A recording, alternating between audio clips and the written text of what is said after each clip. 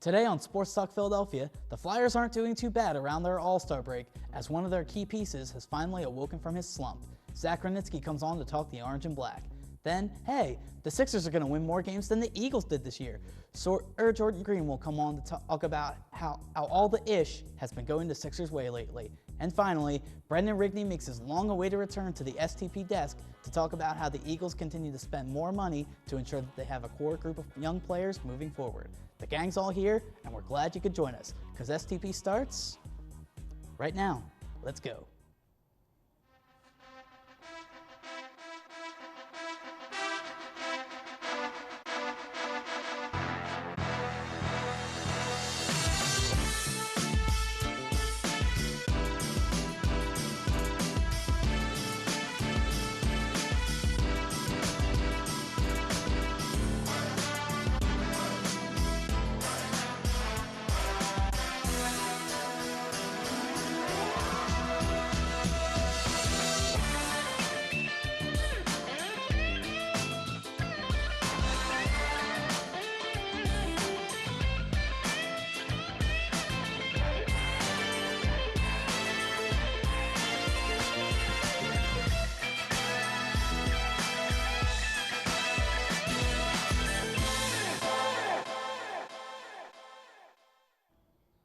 Hello, ladies and gentlemen, and welcome back to another edition of Sports Talk Philadelphia. I am your host, Tyler Harper. We've got a fun show for you today, going over some Sixers, some Flyers, some Eagles, and then even some Super Bowl predictions since it is Super Bowl week. But we'll get to that in a little bit. Right now, we're going to start with the orange and black. And joining me to discuss said orange and black, we have Mr. Anthony Fleet. And down on the end, our hockey enthusiast, Zach Granitzky, back on the desk to talk about the Philadelphia Flyers. So let's get right to it, because the Flyers, they're about what we thought they would be at this point. So let's take a look at what their record is right now. 22, 18, and 8 this season. They're about middle of the pack, trying to fight into the playoff picture still.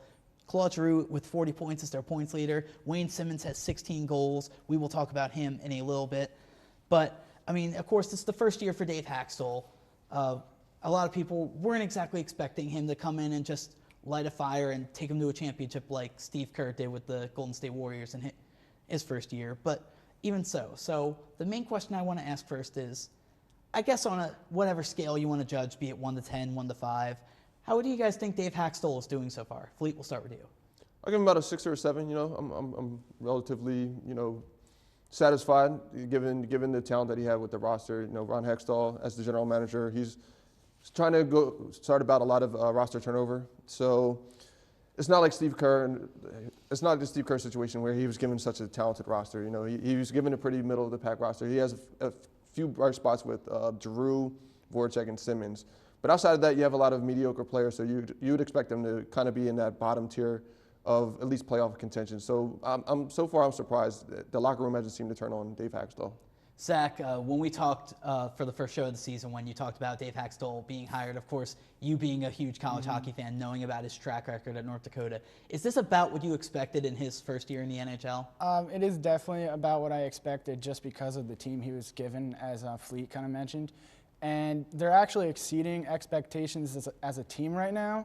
And, I mean, that could be because of Haxtell. And, I mean, the VORACEK, Simmons, and Giroux are kind of the best players on the team right now, which is also expected. That's what you want. You want your best players to be the best players. So, I mean, I'd probably give Haxtell a 7 just because they are exceeding expectations and are only 2.5 games out of a playoff spot. So, all right, and a while back when he first was hired, you, of course, made that bold prediction. I wrote it down. You said, I believe, that there would be an 8th seed in the playoffs or a 7th or 8th seed, something like that? 7th or 8th. Mm-hmm. So I'm going to kind of put you on the spot right now. Are you sticking with that prediction? Do you think this can be a playoff team? I'm definitely sticking with that prediction. Definitely. I mean, are they definitely going to be a playoff team? I don't know. But if they do go to the playoffs, it's 7th or 8th seed because they've been bouncing back and forth. They haven't made it over the hump yet, but they've been close. Recently, they were 1 point behind the 8th seed, but they dropped back to 5. But 5 is doable at this point. So we'll see. We'll see. Fleet, do you think this team can make the playoffs? I think so, but it really starts with being able to beat the competition that's less than you are. The Flyers, they'll beat really good teams like the Capitals, who are in first place in the league, as well as teams like Chicago. They'll win, and teams like Boston, who are in the playoffs, they'll beat those teams. But then they'll lose to the bottom tier teams like the Toronto Maple Leafs, who are at the bottom of the standings, and the Anaheim Ducks, who have been struggling. They'll lose to teams like that, which is really the reason that they're not in playoff position right now. So if they can beat those teams who are worse than they are, I think they'll have a really good chance of making the playoffs. Yeah, that's been plaguing the Flyers for the past few years now, but hopefully they'll get that figured out soon. But, of course, the player, I mentioned a player getting over a slump in the tees as the show started, and let's take a look at his stats right now. Jake VORACEK finally breaking that slump. He has more than one goal, guys. He has 8 goals, 31 assists on the season.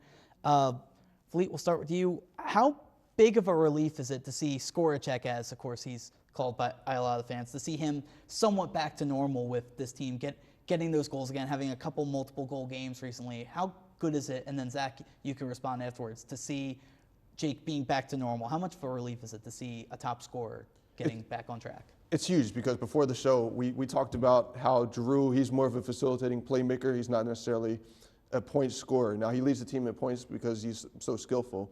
But for VORACEK to be able to carry some of that burden, because as we mentioned, there's not a lot of talented players, like at least as far from a scoring standpoint, on this roster. So Skoracek, he needs to be able to score some points. Yeah. He needs to be able to score some goals. He needs to be able to get some assists, because the Flyers are very shorthanded when it comes to having, a whole bunch of offensive weapons. Zach, real quick, your thoughts on Jake. All right, well, VORACEK, he's actually 8th in the league right now with assists. That he's got 31, and so, I mean, we kind of were always like Skoracek, but assists matter too. So 8th in the league is good, but it's interesting too, because he didn't get over the hump of scoring until after he was put on the 4th line. So Hackstall was kind of like, you're playing like a 4th liner right now. Could you please step up? So he started to step up. Yeah, I mean, that's happened a couple times this year with Flyers players, where either they'll be demoted or they'll get just flat out be a healthy scratch, and then they come back with a chip on their shoulder, and it works. But now let's talk about one of the more consistent Flyers this year, and that is Wayne Simmonds. So let's see his stats: 16 goals, 15 assists this season. As you can see there, I'm having fun with nicknames in this episode. All aboard the Wayne train. Zach, real quick, just your thoughts on Wayne Simmonds, how he's really been the most consistent force for the Flyers this season. I actually think, to a certain extent, Simmonds deserved to be an all-star as well as Giroux. Not necessarily like more than Giroux, but definitely as well as Giroux. Because, I mean, if you look, you looked at those stats, I mean, he's got 2 more goals than Giroux. That's not a big deal, but he's got 16 goals, 15 assists. That's like, it's pretty even. It's pretty even, yeah. I mean, hey, if he was an all-star, I wouldn't have minded. But so, all right, well, thank you, Zach, for coming on for your favorite segment, Flyers Talk. Thank you for joining us. We're going to take a quick commercial break, and when we come back, we're going to have Jordan Green on to talk some Sixers. So don't go anywhere.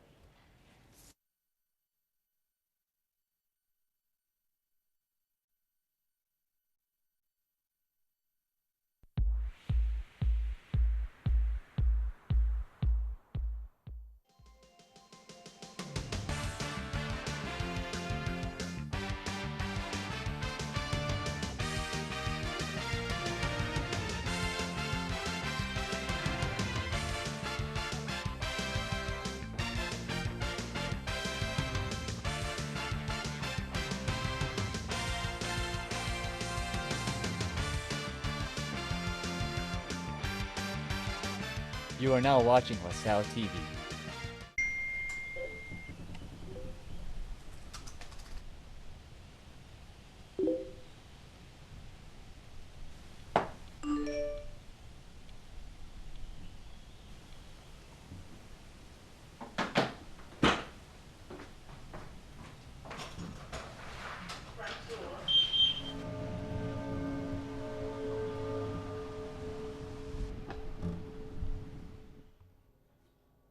Welcome back to Sports Talk Philadelphia, ladies and gentlemen. We just talked about the Philadelphia Flyers. Now let's talk about the other team that uses that building, the building being the Wells Fargo Center, the Philadelphia 76ers. We haven't really given them much love in a while, and helping us give them love, Jordan Green back on the desk. Hi, Jordan. How's it going? Good. It's good. Let's talk about our fun and exciting 76ers. But in all seriousness, though, let's talk about the 76ers because they made a trade like right around Christmas break that has really helped them out. And let's see the stats for one. Ish Smith, who has been averaging pretty well, 11.6 points per game, 6.6 assists per game, 6 wins since the Sixers traded for him on Christmas Eve, which I know to the typical NBA fan that may not be a lot for us Sixers fans. That's a big deal. See the little joke there at the bottom, and Jordan, we'll start with you on this. So Ish Smith traded to the team and gives the team 6 more wins than people thought they were going to get. So Ish is going to be the league MVP, right? I'm kidding, but it's not seriously, how much of an influence has he been? Right, I mean, it might not be too far-fetched because, let's face it, the Sixers weren't all that competitive before until, he came because guard play is important. It's a guards league. As much as we like Okafor and Noel and Christian Wood and all these big guys that keep sending through, someone has to handle the ball or else, you're going to have 30 turnovers a game and teams running up and down on you. And it's still happening with Ish Smith to a degree, but he certainly improved it. I thought Kendall Marshall might have been able to bring some of the same things he was bringing, but I guess injuries derailed that.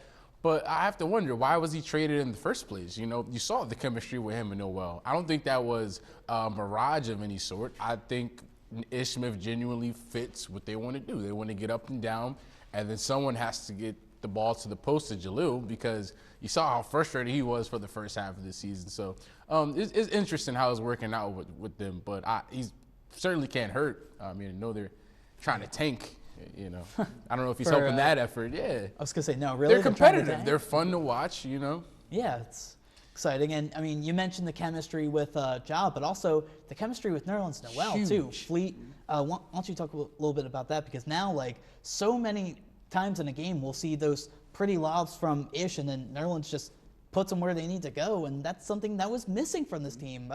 Chemistry, and kind of like when I can't even remember his name right now, but the guy they traded to Houston a couple years KJ. ago. Yeah, when KJ McDaniel was here, when they were losing, but at least he was providing those dunks. Like, it's kind of the same thing now, right? Where at least there's that element of excitement. Yeah, I think this whole Ish Smith thing is hilarious because when he was here last year, we're all like, Ish Smith, man, this dude stinks. Like, what do we care about Ish Smith for?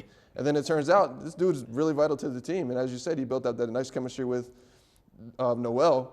And it's entertaining.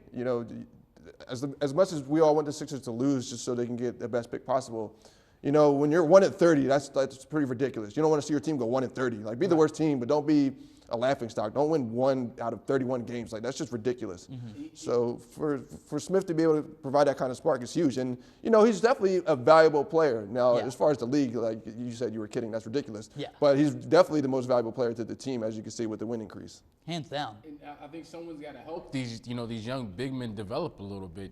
I think it gets frustrating when they're running the floor and you're doing pick and roll and you're not getting them the ball. So I think to see Noel and Okafor get rewarded how they've been rewarded, I think it's huge for them because you can't just put talent on the floor. You got to develop these guys. They're young. Ish Smith is a little bit more experienced. He's been around the league a little bit, and it's shown. They're a lot better team with him on the floor. Not that he's a great player. He just fits what they need to do.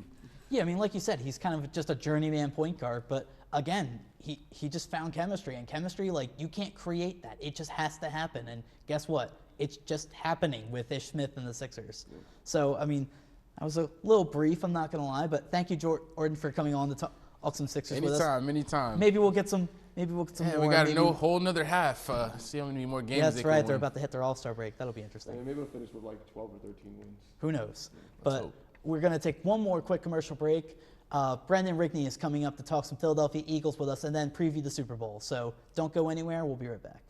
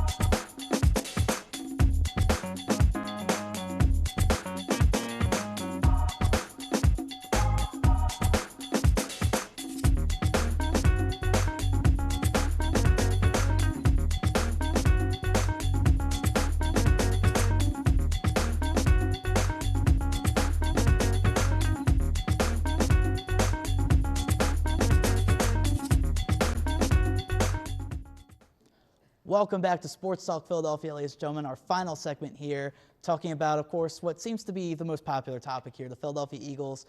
And with that, I mean, I guess we have to bring in one of the most popular guys on LaSalle TV, the LTV charmer himself, Brendan Rigney. Welcome back to Sports Talk Philadelphia, my friend. As we live and breathe, I am back. It's a pleasure to be back, Tyler. I'm here to talk about some Eagles. Fleet. Good to work. Hello.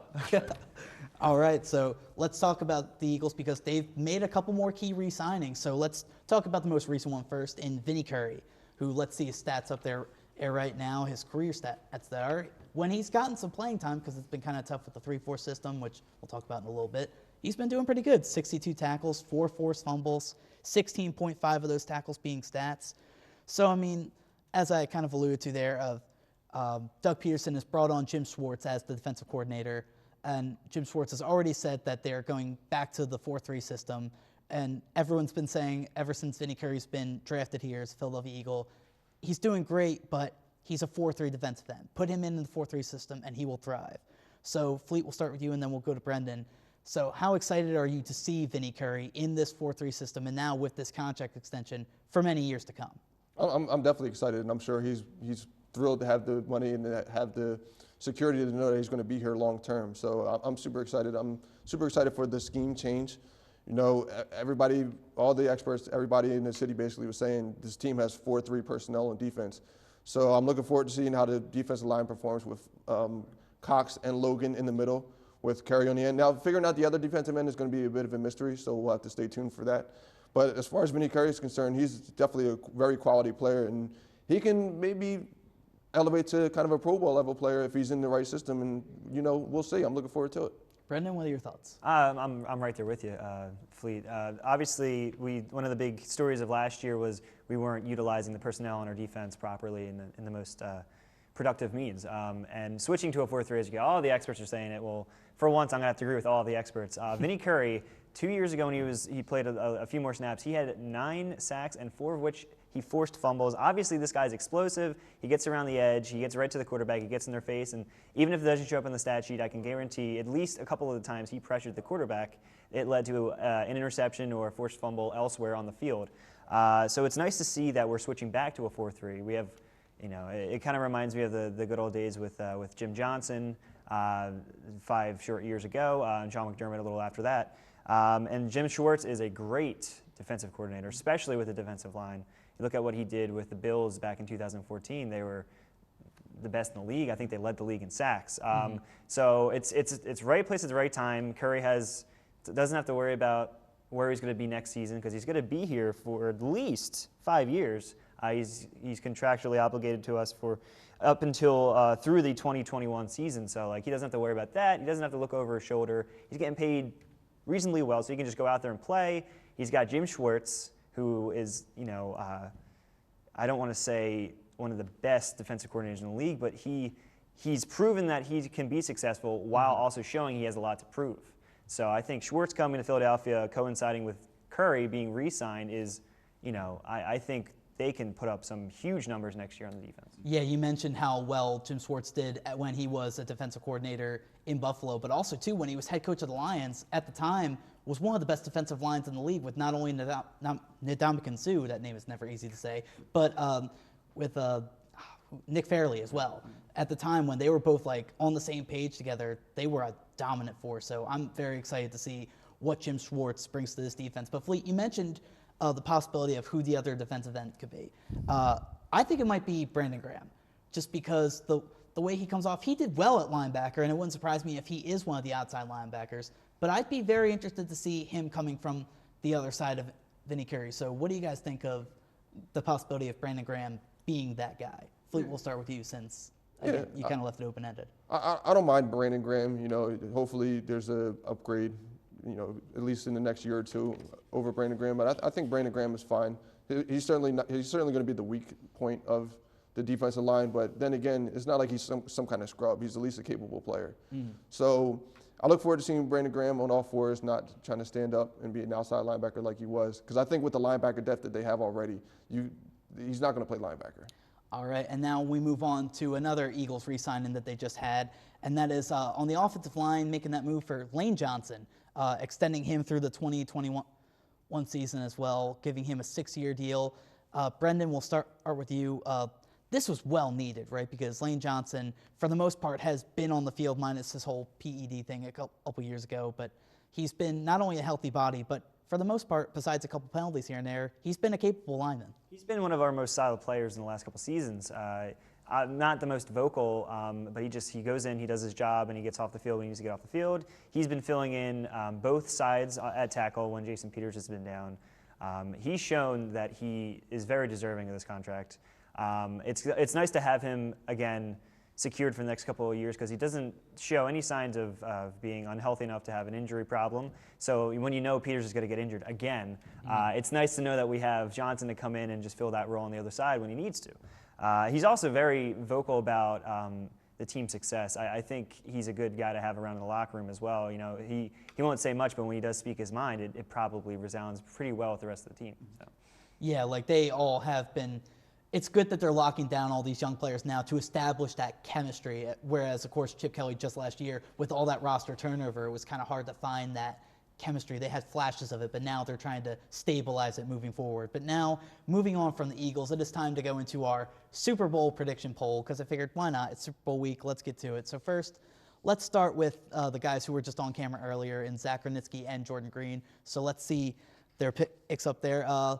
Spoiler alert, we all went with the Panthers, but Jordan Green first goes 24-17, and he's got Cam Newton as his MVP, and Zach Granitsky, he has 31-21 in favor of Carolina, and he has their starting running back, Jonathan Stewart, as their MVP for Super Bowl 50. But now, let's go into our predictions here on the desk, so we'll break them down a little bit and see what detail we go into and see how we think this game will happen. We're going to start, of course, with me. Why not? I have the Panthers winning 24-18, and I've got Cam Newton as my MVP. I think we can all agree that Cam Newton's probably going to be league MVP this year, well-deserved, especially without Kelvin Benjamin, the #1 receiver who went down with a torn ACL in training camp.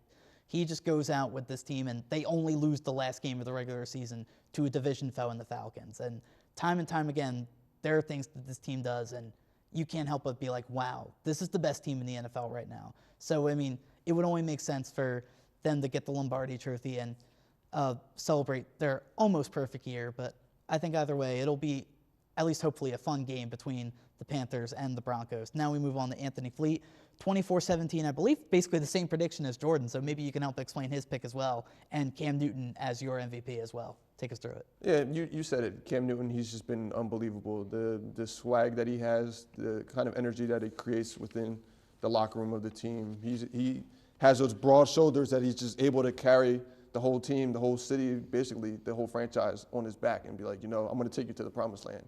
And I just can't see that momentum being slowed down. Now, Denver's defense, you said Carolina's the best team, and I agree with that. Carolina overall as a team, they're probably the best. But Denver's defense, I think, overall is better than Carolina's defense. So that's definitely going to be a great matchup. I'm super excited to see how Cam Newton does against such a dominant defense of Denver. Yeah, it will be an interesting matchup. And now we go to Brendan's pick. Brendan has 28-10 Carolina Panthers. And going on the defensive side of the ball, you have Luke Kuechly as your MVP.